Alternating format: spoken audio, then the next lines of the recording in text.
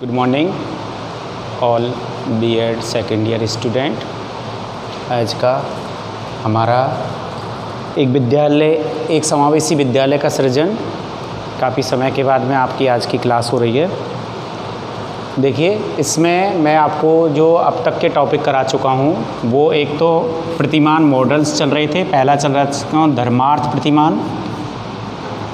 धर्मार्थ प्रतिमान मैं करा चुका हूँ आपको, और इसके बाद में है जैव केंद्रित या केंद्रीय या केंद्रित प्रतिमान या मॉडल।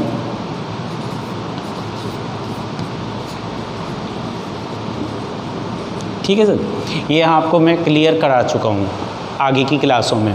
आज का हमारा है तीसरा प्रतिमान है क्रियात्मक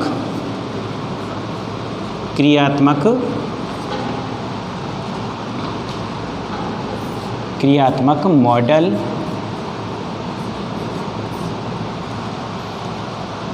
या प्रतिमान।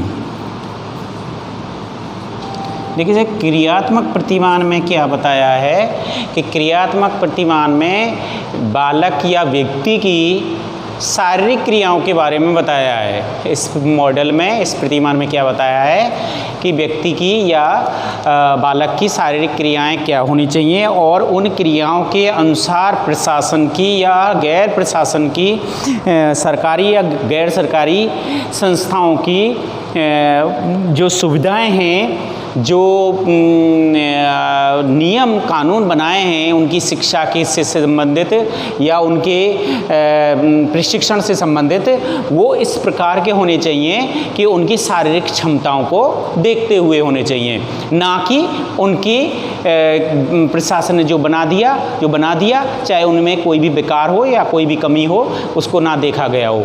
तो क्रियात्मक प्रतिमान में क्या है मैं आपको बता देता हूँ कि क्रियात्मक प्रतिमान केवल हमें आज यही कराना है। ये हमारे हो चुके हैं दोनों की दोनों। क्रियात्मक मॉडल निःशक्तता के क्रियात्मक मॉडल के अनुसार एक व्यक्ति में जैविक स्थिति तथा उसकी क्रियात्मक क्षमता में भिन्नता का पाया जाना निःशक्तता है। एक व्यक्ति की जैविक स्थिति और उसकी भिन्नता का पाया जाना क्या है? निःशक्तता का परिचय है। क्रियात्मक प्रतिमान में प्रभावित व्यक्ति की अंतर्निहित क्षमताओं का विभिन्न सेवाओं और सहायक उपकरणों के द्वारा निखारने का प्रयास वहाँ तक किया जाता है जहाँ तक संभव हो। मतलब उपकरणों के माध्यम से उसकी जो शारीरिक कमजोरी हो चुकी है उसको उपकरणों के माध्यम से निकाला जाता है। जैसे कि मैं आपको एक याद दिला दूं कि एक कम सुनने वाला बालक होता है या सुनने में असमर्थ बालक होता है, उसके कानों में जो कि क्या कह रहे हैं एक उपकरण आता है जो सुनने में मदद करता है, तो वो लगा के उसकी क्या है उन उपकरणों के माध्यम से उसकी उस कमी को, जो शारीरिक कमी रह गई है, उसकी सुनने की कमी रह गई है, उसको पूरा किया जा सके। ठीक है, आगे है इसमें, इस प्रक्रिया में इलाज के स्थान पर प्रभावित व्यक्ति के जीवन को अधिक से अधिक सामान्य बनाने की कोशिश की जाती है। इस प्रक्रिया में क्या होता है कि इलाज नहीं किया जाता।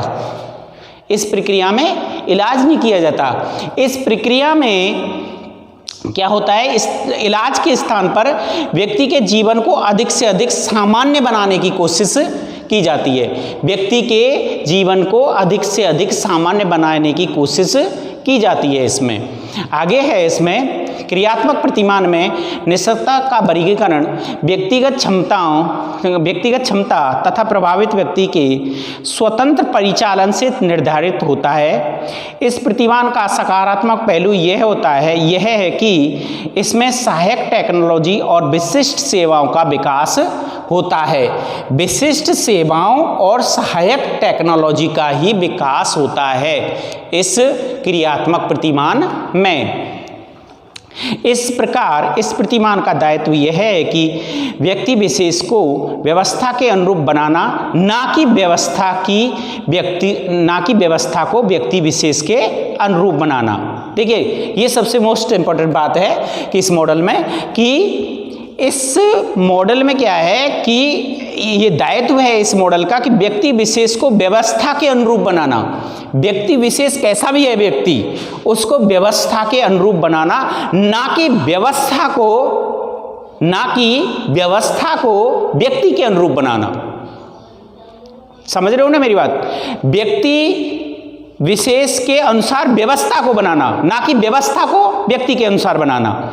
उदाहरण के रूप में जो हमारा ये जो है राइट टू एजुकेशन जो है, इसको देखिए, ये कि इसके ऊपर मैं बताता हूँ कि उदाहरण के रूप में शिक्षा का अधिकार के अनुसार एक अक्षम बालक प्रचलित शैक्षणिक व्यवस्था पर अपनी शिक्षा हेतु आश्रित है या निर्भर है, जबकि मौजूदा शैक्षणिक व्यवस्था को अक्षम बालकों की शिक्षा के अनुरूप अनुकूलित होना चाहिए। जो बालक अक्षम हैं, अब के वर्तमान की जो शैक्षणिक सुविधा है, व्यवस्था है, उसको उन बालकों के अनुसार होना चाहिए, अक्षम बालकों के अनुसार, ना कि अक्षम बालक हैं उनको उन्हीं के। अब आप देखिए, थोड़ी सी देर के लिए मैं आपको गवर्नमेंट स्कूलों के बारे में बताता हूँ।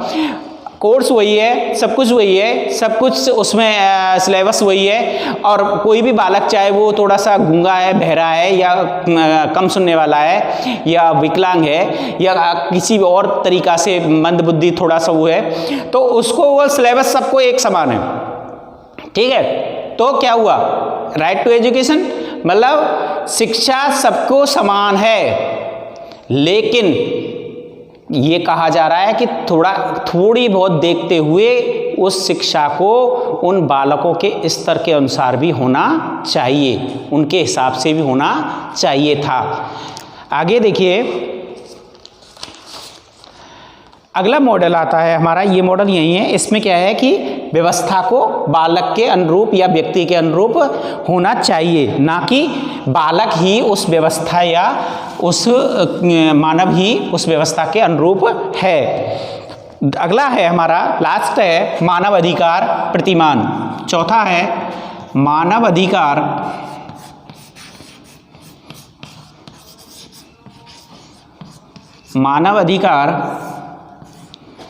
प्रतिमान।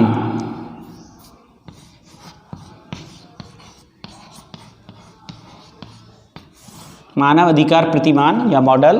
देखिए, मानव अधिकार प्रतिमान में क्या है कि ये सबके लिए समान अधिकार की बात करता है। आपको पता है 10 दिसंबर मानवाधिकार दिवस कब मनाया जाता है? 10 दिसंबर 1948 को घोषित किया गया था कि नहीं किया गया था? मानवों के लिए अधिकार दिए गए, 10 दिसंबर को मानवाधिकार दिवस मनाया जाता है। तो इसमें क्या है कि कोई कैसा भी हो, सबको अधिकार है स्वतंत्र रहने का, स्वतंत्र हर संस्था, हर सार्वजनिक स्थानों पे डोलने का, घूमने का, फिरने का, यूज करने का। ठीक है, तो इसमें देखिए, इस मानवाधिकार प्रतिमान में क्या कहा गया है? यह प्रतिमान ये निश्चित करता है कि निःशक्त व्यक्तियों को भी उतने ही अधिकार प्राप्त हैं जितने कि एक सामान्य बालक या सामान्य व्यक्ति को मिले होते हैं, प्राप्त हैं। ये मानवाधिकार प्रतिमान ये कहता है कि एक सामान्य बालक को जो अधिकार प्राप्त हैं वो ही उन निःशक्त बालकों को या व्यक्तियों को प्राप्त होने चाहिए या हैं। यह प्रतिमान मानवाधिकार के सार्वजनिक जो उद्घोष हुआ था 10 दिसंबर 1948 को पर आधारित है, जो यह कहता है कि सभी मनुष्य स्वतंत्र हैं तथा वो समान अधिकार एवं समान प्रतिष्ठा के अधिकारी हैं। समान अधिकार, प्रतिष्ठा और सम्मान के सभी अधिकारी हैं, चाहे वो निःशक्त हों, चाहे वो सामान्य या स्वस्थ हों। इस प्रतिमान के आवश्यक तत्व हैं, मैं आपको एक बात बता दूं, इसमें कुछ तत्व हैं आवश्यक, जैसे कि पहला है विभिन्नताएं।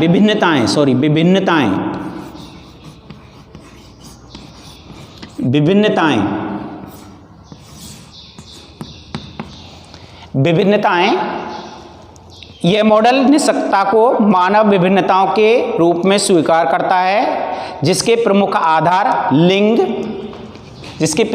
क्या है? लिंग, भाषा, धर्म, जाति, आदि ETC।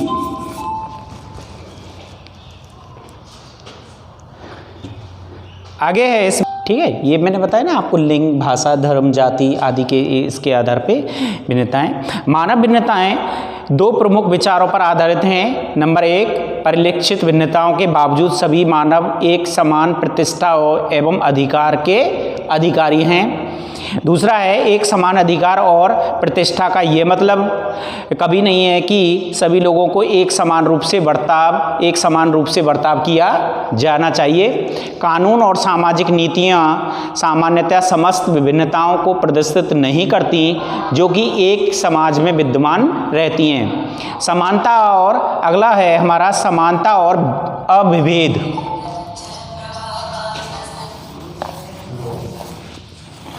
इसमें जो अगला मैंने बताया आपको, समानता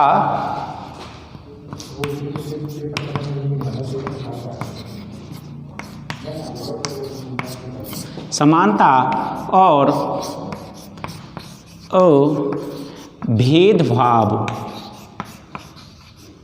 अभेदभाव। देखिए इसमें क्या है कि सभी मनुष्यों की अंतर्निहित समानताओं के रूप में पहचान तथा सबका सभी मानवाधिकारों पर एक समान रूप से अधिकार ही इस प्रतिमान का केंद्र बिंदु है। समानता केवल विभेदीकरण को ही नहीं रोकती बल्कि विभेदीकरण को काफ़ी हद तक उपचारित भी करती है। समानता केवल विभेदीकरण को ही नहीं रोकती है, विभेदीकरण का भी उपचार करती है। कौन समानता? समानता विभेदीकरण को ही नहीं रोकती, विभेदीकरण का उपचार भी करती है। समानता का एक पहलू सकारात्मक अधिकार, क्रियाएं तथा समुचित व्यवस्थापन के रूप में भी देखा जा सकता है। समुचित व्यवस्थापन अगला है इसमें, समुचित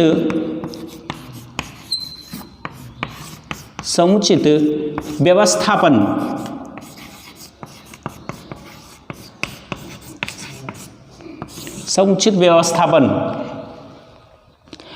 समुचित व्यवस्थापन से तात्पर्य या आशय है कि उपलब्ध संसाधनों का अधिकतम प्रयोग करते हुए तथा व्यक्ति की अंतर्निहित क्षमताओं को ध्यान में रखते हुए उसके लिए समाज में एक स्थान बनाना जिससे व्यक्ति विशेष अपने समस्त मूल अधिकारों का प्रयोग करते हुए सभी सार्वजनिक स्थानों पर सुगमता से पहुंचते हुए जन सुविधाओं को एक समान रूप से उपयोग में ले सकें।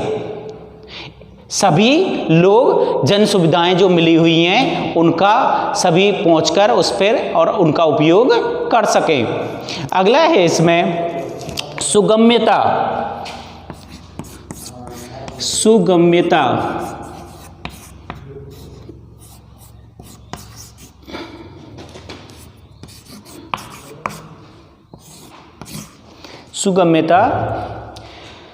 प्रारंभिक रूप से सुगम्यता का मुद्दा दो विभिन्न तरीकों से परिभाषित किया गया है। सुगम्य परिवेश की कीमत सामाजिक एवं सांस्कृतिक रूप से प्रचलित रीतियां एवं कुरीतियां जो कि जन सुख सुविधाओं को तक पहुंच बनाने में बाधा कार्य करती हैं। जो जन सुविधाएं होती हैं उनमें ये रीति रिवाज, ये प्रथाएं बाधा का कार्य करती हैं।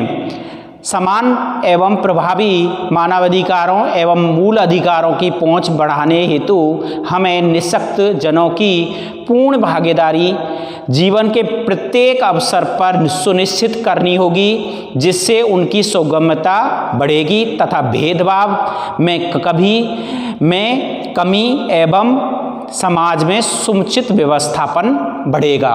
उनके साथ में भेदभाव नहीं किया जाएगा और उनका समाज में स्थान सुनिश्चित किया जाएगा। इसके अतिरिक्त ये जितने भी प्रतिमान हैं ये मोस्ट आपके सिलेबस में ये 4 ही प्रतिमान हैं। बाकी के प्रतिमानों का मैं नाम बता देता हूँ आपको बस, लेकिन सेकेंड ईयर में ये 4 ही प्रतिमान आपके सिलेबस में हैं। और अगले हैं, जैसे कि मैं आपको अगले प्रतिमानों के बारे में बता देता हूँ कौन कौन से हैं। शैक्षिक प्रतिमान, शैक्षिक प्रतिमान,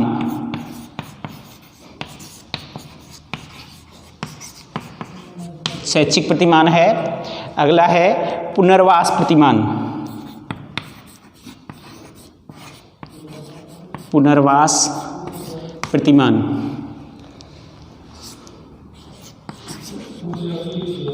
पुनर्वास प्रतिमान, आर्थिक प्रतिमान, आर्थिक प्रतिमान,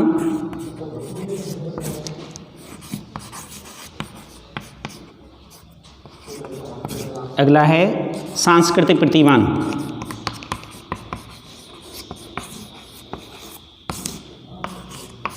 सांस्कृतिक प्रतिमान। ठीक है, ये हैं, लेकिन ये इतने आपके सिलेबस में नहीं है। ये 4 ही प्रतिमान आपके सिलेबस में हैं बीएड सेकेंड ईयर में। ठीक है, देखो बच्चों, ये हमारा फर्स्ट यूनिट के जो यूनिट थी हमारी फर्स्ट यूनिट का सेकंड टॉपिक था,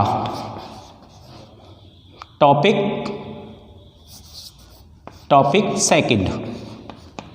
ठीक है, इसके बाद में मैं फर्स्ट यूनिट का ही थर्ड टॉपिक लूँगा आपकी अगली क्लास में, विशिष्ट शिक्षा के बारे में। ठीक है, ये हमारे आज का टॉपिक यही हुआ। अगली क्लास में हम आपको थर्ड टॉपिक के बारे में बताएंगे। ठीक है, और फिर हमारी फर्स्ट यूनिट कंप्लीट हो जाएगी। ठीक है, इसमें भी मैं आपको थोड़ा सा याद दिला दूं, थर्ड टॉपिक में आपके विशिष्ट शिक्षा, एकीकृत शिक्षा, समावेशी शिक्षा है, इनके आपको उनके बारे में बताया जाएगा, इनके अर्थ और इनके परिभाषाएं और इनके अंतर, इनके विभेद, इनका भेद किया जाएगा। इसके बारे में आपको अगली क्लास में होगा। ठीक है, तब तक के लिए धन्यवाद।